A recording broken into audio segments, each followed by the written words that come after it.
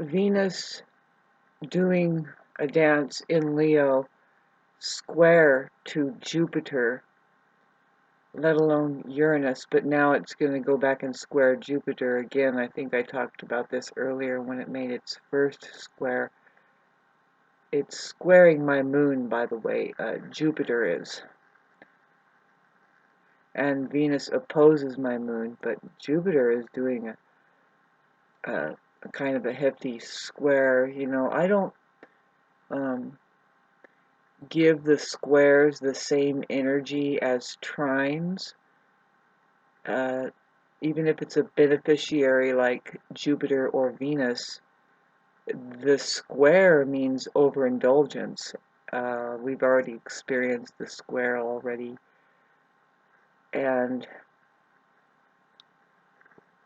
it just can mean that we're overindulging. We have to pull up on perhaps where things are falling, like resources are falling through, and actually we are getting a little,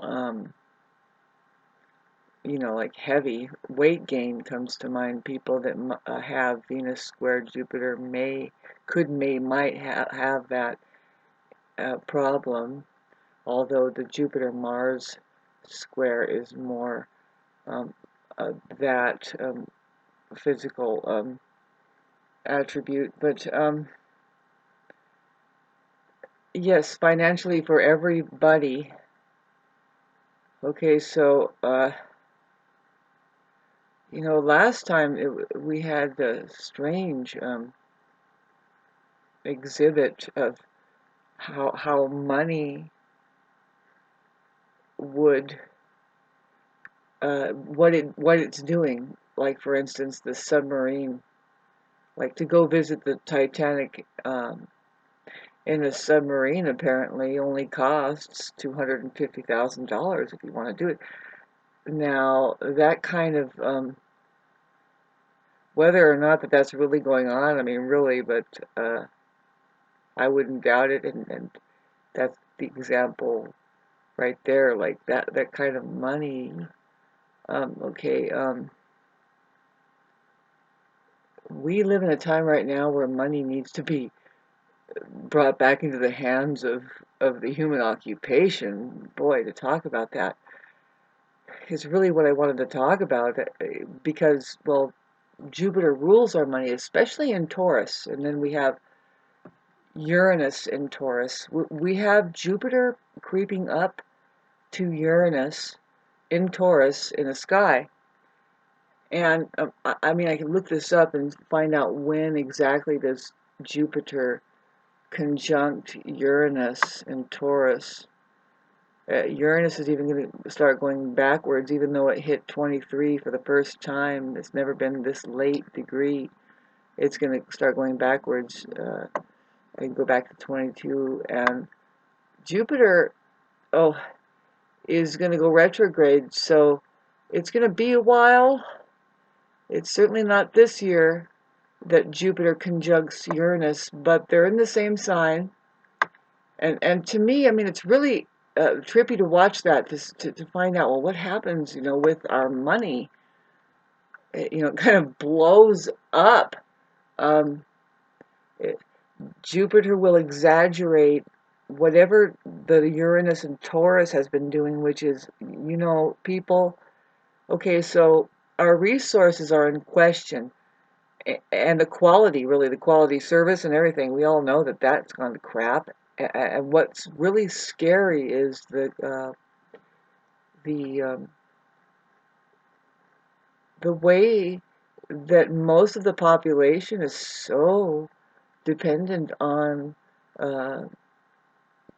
veins of resources. You know, like it's not micromanaged like, say, in their areas. It's centralized somewhere else, right? It's more and more.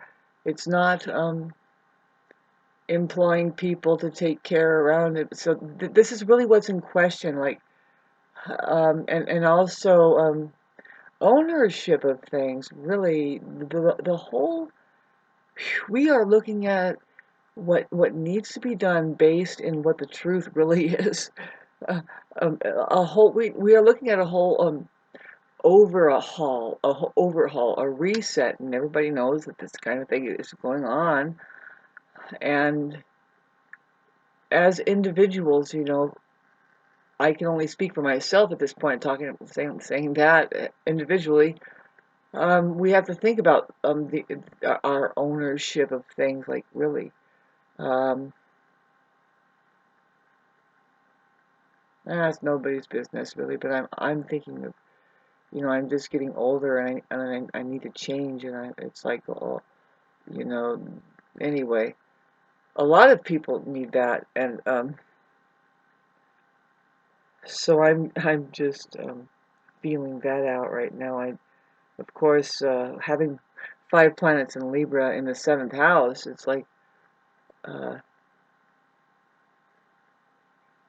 I guess just to get distracted by a partner, but really I shouldn't look at it that way. I think that there is such a thing as finding the right people, the right person to help with transition. But um,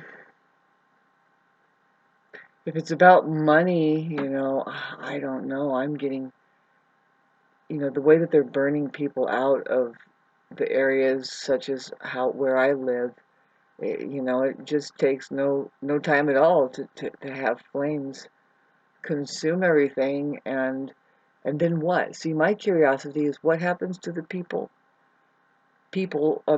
in relation to their property. Do they still own their property? Or, see, what I heard is that the darn government takes it over and says, it has too much uranium in the water now, and it's just hazardous, and sorry, and here's $6,000 if you want a motel or some fucking thing like that. You know what I mean? Because the place is desolate, and they just figure the trauma and everything. And it's like, that is so sad to think. It's why I'm thinking personally, God, getting to this point, I'm to just sell out before that happens. Sell out for as much as possible, because people do want to buy up this land, and I'm thinking I'm missing it. I have to do it now. Do it now, because the prices will go down. If they don't set it on fire, they've already set it ablaze with the prices the water, price, and electricity is going up too, and the way that they make it really uncomfortable all around, let alone how so-called climate change, that they're causing climate calamity with their science that is definitely modifying the weather. We have no fun, out on Earth anywhere, really. Thanks for listening to this, boy. But that's what the Taurus vibration is Earth, and the simplicity that is available through. Now I call it Mother Nature. I mean Virgin Nature. It's not Mother Nature. It's just the simplicity. What was originally happening there is the original program that is simple, it's harmonious, it's available, and that's the earth, resourceful, and all of that is being ripped out from under humanity, and as well as being put in this position that is so dangerous because nobody knows how to live. It's like, well, Soylent Green is coming. If that's happening, like say at McDonald's and Carl's Jr. and Burger King and all of these fast food places where they just serve fucking patties out the window, I have a feeling that people are like, so what? $2.50, $2.50, and I gotta go to work, and they just fill up and they don't even think about it. But there's a lot of illnesses that come out of it, and oh, sorry. Gosh, can we think of something brighter to talk about? Not really, not with Venus having gone retrograde, disappearing behind the sun. It's like dramatic thing about her, about Black Moon Lilith. Black Moon Lilith is the one who says, the feminine who says, who is the side of the feminine who sticks up and says, man, what happened to the simply like me here, simply knowing that I'm here, and the way that I work, which is a delicacy, is more of an energetic sensitivity, um, rather than just like this hard physical thing. It's the antimatter rather than matter. And that's up to each and every individual to sort that out and get justice, I guess, with their narcissist. Boy, with all of the planets in Leo, babes, there isn't a bigger narcissist that you could find. Look it up. If there's a statistic somewhere that says really the biggest narcissist is Leo. Why? Because, well, let alone ego, it almost rhymes with just one letter is missing there, but it's Leo instead of ego. But anyway, the sun has this. It's the ego trip. It's the crown. Um, that's what it has in there. The corona, and all the planets are. It's the provider. See, it has this big ego, really, because it does radiate and provide benevolently, we hope, but no, these people are fucking tripping. They can really have heavy duty. They do. The biggest control freaks in the world. Okay, they're the big babies of astrology. So to bring it up right now, I mean, yeah, to bring it up, happy birthday to you, all of you guys. Um, that's just a negative attribute of the Leo, is very babyish, like that big baby, and therefore narcissistic, immature. It comes to mind. Um, egoic, not handling the power very well there, But when they do, they have their time in the limelight. That's exactly it. They have their time in the limelight, and they do perform amazing. Depends on those aspects, other planets. I'm just talking about the sun and Leo, but Leo in general, yeah, no, it's very common to know that they're the biggest narcissist. So of course that would come up. I mean, Venus and Leo, she she is saying, getting a cleansing. We really can't afford to be too egoic when we need people to be cooperative. Because what if we get somewhat helpless? Here I am thinking, well, how that women are that way. When they're bearing children, they need some assistance.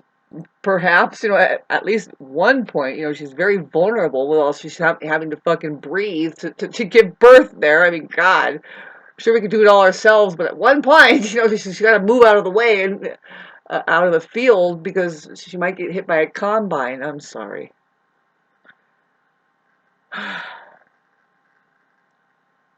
Um, so anyway, with Jupiter squaring my moon, it's been kind of a drag. It's kind of energetically a drain. My finances are just going um, to hell. Because why? Because love, I guess, and God we trust. I don't know. Not really. I mean, I'm not happy emotionally. I can't. You know, money is not good. Who it's in the hands of right now, and what it's doing and what it's up to, and none of it is. None of it is should be of any interest to anybody who wants to live right. And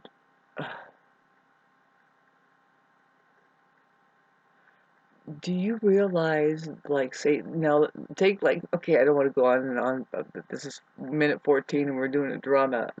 I'll put both videos that I made today up. I mean, there's one of them, just, I'm telling you, I, it seems like for an entire year I've been completely fucking burnt out, man, because just dealing with emotionally, really trying to deal with, okay, I'm collapsing and then others are collapsing and I'm like, yeah, you know what I mean? And everybody has way about it, and I am so depressed about that. It's just grief on top of grief, because what if we're not feeling so bad anymore and we've kind of gotten up? Did we get up yet? God, I would tell the Libra, no.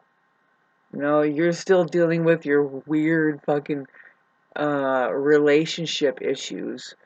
Either you're giving too much, it's too much in the dark. You gotta ask again the question, wow. Well, if Aquarius is involved, which it is, for everybody, um, the meaning of the truth, really, about love is going to come up again, kind of just like the '60s, but better. I was going to say but worse, but actually better. It couldn't get any worse except for than what happened in the '60s. But now I'm talking about a very scientific um, approach, more of a radiation of what is love and what is going on. I've already got some downloads about it, and it's like, oh shit, that again. It's about, well, to say it kind of as vaguely as possible, the right geometry, sound geometry versus the stuff that's off. And so love is into the truth enough to get aligned to the right geometry. Um, and the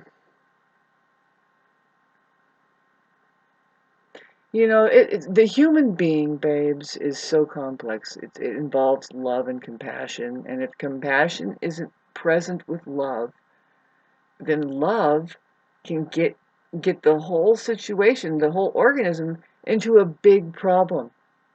I don't know if that's a conversation we can have now, continue on. I mean, really, this needs to be talked about, because that's what Taurus actually rules. It's Venus ruled, and Venus rules our love life. Everybody knows that. Venus is the love, and our pleasure zone, and that's our love life, if you want to look at it. And so what's Venus doing? Over there in Leo, disappeared, and doing something with Black Moon Lilith, and it's like, by the time she emerges, she's going from evening star to morning star, which is like, ooh-wee! We hear that, morning star, have you heard of that? It's like, we hear that it's kind of an ominous thing. It's like not exactly good, as far as wars are concerned. Oh my God.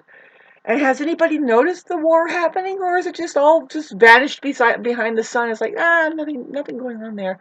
Let's just be in the comfort of having money and really enjoying money. You hear that with all of this fucking charcoaling of humanity going on, somewhere else somebody is making a lot of money, and it doesn't exclude people in general. Just people are going to get richer. How? Well, let alone that what war really does is it depopulates. So there's less money being spent by these people, so there's more to go around, basically, and that it's like there's nobody's money is just not anybody's business that you or I know. Otherwise, you would figure out some other way easier and sane way to live. Good luck, children.